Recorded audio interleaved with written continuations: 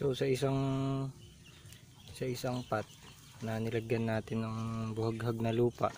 Itong lupa na ginamit natin yung sinunog na lupa. Dati kasing basurahan yung pinagkuhanan ko, kaya maganda na yung lupa. Saka buhaghag. Mas maganda kasi sa yung pagtataniman natin buhaghag yung lupa. Kagaya dun sa pinagtaniman ko nung una, hindi siya masyadong buhaghag kaya hindi gaanong naglaman. Kaya natin siya nilipat tanim ngayon.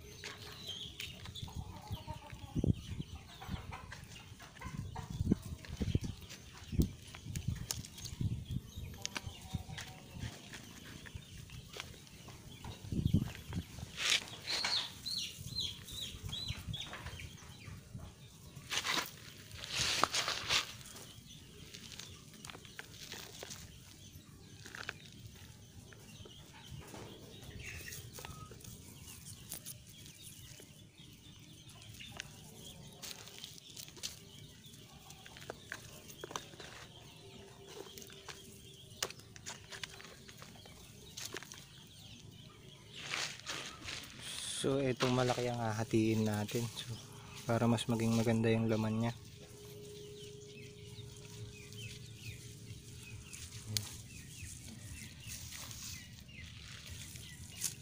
Yan natin paghiwalayin din to para mas dumami o kaya mas makalaki yung laman nila.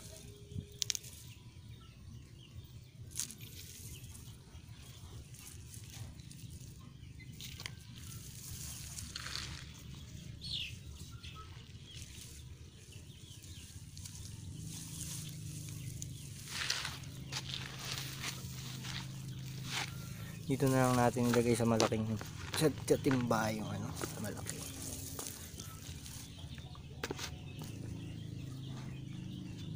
Yung ating luya na inilipat tanim natin sa magandang lupa para mas maging maganda yung laman nila.